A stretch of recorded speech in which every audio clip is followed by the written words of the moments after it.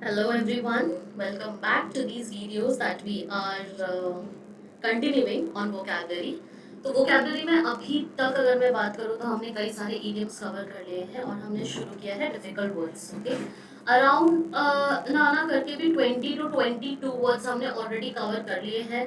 This is the third set of difficult words that we are gonna complete और वो आज हम complete करने वाले हैं. ठीक है, तो तरीका बिल्कुल वैसे ही रहने वाला है जैसा मैंने आप लोगों को हमेशा बोला है करने को. टेक आउट योर वोकैबुलरी का नोटबुक जो आपने पर्टिकुलरली वोकैब के लिए बनाया हुआ है. एक साइड में आप वर्ड्स लिखोगे, दूसरे साइड में आप मीनिंग्स लिखोगे. एग्जाम्पल जो मैं आपको यहाँ पे सेंटेंस में देती हूँ आप उसको नोट करोगे एंड साथ ही साथ अपनी तरफ से दो और सेंटेंस ऐड करोगे. This should be the pattern. और इतना करने के बाद you are going to use this words in your daily life. अपने डेली लाइफ में इनका सबसे ज्यादा इस्तेमाल करो. जितना इस्तेमाल करोगे उतना ज्यादा आपकी वोकैबुलरी बेटर होने वाली है. ठीक है, okay. So let's start with the first word of today and that is phlegmatic. The first word for today is phlegmatic. Phlegmatic meaning is expressing little or no emotion. किसी भी तरह का emotion ना शो करना या बहुत कम emotion show करना अगर होता है किसी को, उसको फ्लेगमेटिक कहते हो. Example is he portrays the phlegmatic British character on the show. ठीक है, जो इमोशनलेस है काइंड ऑफ, तो आप कह सकते हो कि emotionless is a one word meaning for phlegmatic. Next word for today is promulgates. Promulgates meaning to broadcast or announce. किसी चीज को announce करना या broadcast करना. ठीक है, example, these objectives have to be promulgated within the organization. मतलब कि इनको announce करवाने की जरूरत है. Alright? Okay, so this is a better word for announcement or a better word for broadcasting. अगला word is quotidian. Quotidian meaning something that is of daily occurrence. कोई भी ऐसी चीज जो रेगुलरली होती है या फिर रेगुलरली अकर करती है, उसके लिए you can use this word which is quotidian. Okay, example is the cars sped noisily off through the quotidian traffic. मतलब कि रेगुलरली ये ट्रैफिक बहुत ज्यादा होती है तो उसी में से बहुत तेज तेज गाड़ी निकल गई, उसके लिए you use this thing. This is an adjective. तो आप देख सकते हो ट्रैफिक के लिए, traffic is a noun here और ट्रैफिक के लिए यूज करा गया है quotidian. Next word is recalcitrant. Recalcitrant meaning resistant to authority. किसी authority के लिए अगर आप resistant show कर रहे हो या मना कर रहे हो, deny कर रहे हो, उसके लिए you use this word. Example, a class of recalcitrant 15-year-olds raided the store. ठीक है, मतलब इन वे आप कह सकते हो राइट्स कर रहे थे या प्रोटेस्ट कर रहे थे, किसी चीज को रेजिस्ट कर रहे थे, किसी पर्टिकुलर ओपिनियन को. ठीक है, अगला word is sanctimonious. Sanctimonious meaning the pretense of being morally pious to exhibit moral superiority. ठीक है, sanctimonious. Sanct is again a root word जिसका मतलब ही होता है something divine or something very superior. morally बहुत अच्छा अगर कोई चीज होता है उसके लिए आप sanct रूट वर्ड यूज करते हो. ठीक है, sanctimonious का मतलब होता है मॉरली करेक्ट होना और अपनी मॉरल सुपेरियरिटी को शो करना कहीं पे.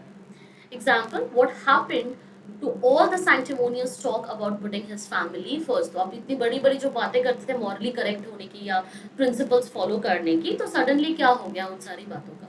Right. Next word is solipsism. Solipsism meaning the philosophical theory that only the self existence is known and all that exists. ठीक है, सिर्फ सेल्फ एग्जिस्टेंस को जानना या फिर सेल्फ एग्जिस्टेंस को एक्सेप्ट करना अगर होता है, you call this word a solipsism. Example, we can not avoid the popularity of the solipsism mentality. This is a kind of behavior or a kind of opinion that is embedded into certain people's mind or something. Next word is travesty. Travesty. Travesty का मतलब होता है distorting facts और imitation. किसी चीज को imitate करना या किसी fact and figure को distort कर देना, खराब कर देना. Example is the absurdly lenient sentence is a travesty of justice. ठीक है, मतलब डिस्टॉर्ट करा गया है, फिर कॉपी करा गया है. इमिटेशन है, कॉपीड फॉर्म ऑफ जस्टिस है, नथिंग एल्स.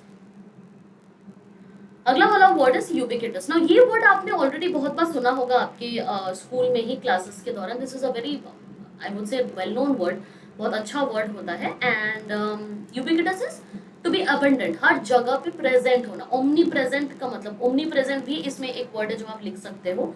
ओमनी प्रेजेंट का मतलब होता है समथिंग और someone that is present everywhere, ठीक है, कोई भी ऐसी चीज या कोई भी ऐसा इंसान जो हर जगह प्रेजेंट हो सकता है। ओमनी मतलब ऑल, जैसे ओमनीवोरस होता है, ठीक है।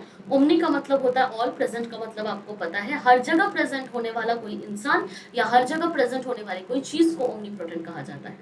यूबिक्विटस का मतलब होता है समथिंग दैट एग्जिस्ट्स एवरीवेयर और अबंडेंस में पाई जाती है कोई चीज, तो उसको आप यूबिक्विटस कहते हैं। His ubiquitous influence was felt by the family, मतलब कि हर जगह उसका ये वाला वाइब है, तो that was felt by the family। अगला वर्ड इज विसिसिट्यूड।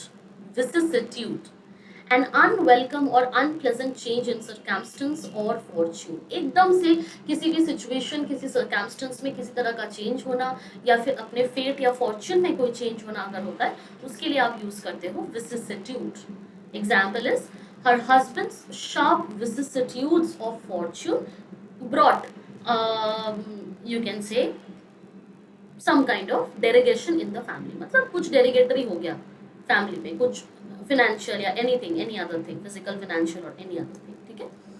तो विसिसिट्यूड का मतलब होता है सम एकदम से फॉर्च्यून में चेंज होना या फिर सर्कमस्टेंस में किसी सिचुएशन में कुछ खराब हो जाना।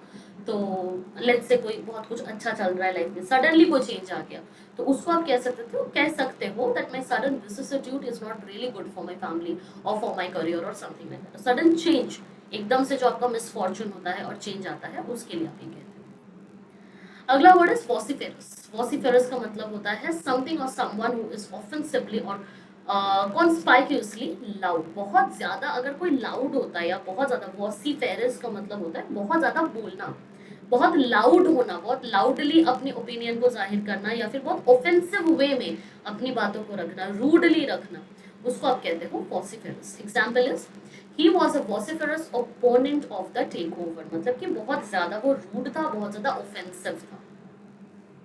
And that should be it for today. I think आपको मैंने इनफ वर्ड्स दे दिए हैं जिनकी प्रिपरेशन आप कर सकते हो। आपके पास इनफ टाइम है, आप आराम से इन वर्ड्स को प्रिपेयर करो, इनके मीनिंग्स देखो, सेंटेंसेस अपनी तरफ से बनाने की कोशिश करो and try your level best कि आप डिफरेंट जगह पे जाके जब भी किसी से भी किसी भी तरह का आप कम्युनिकेशन करते हो, तो ये ऊपर जितने भी वर्ड्स मैंने आपको पढ़ाए हैं वो सारे वर्ड्स आप यूज कर सको। The more you use this words the more your vocabulary increases, और आगे जाके आपके एंट्रेंस में और उससे भी आगे जाके आपके कम्युनिकेशन में everything that we are teaching here is going to help you, okay? We're going to keep it up till here today.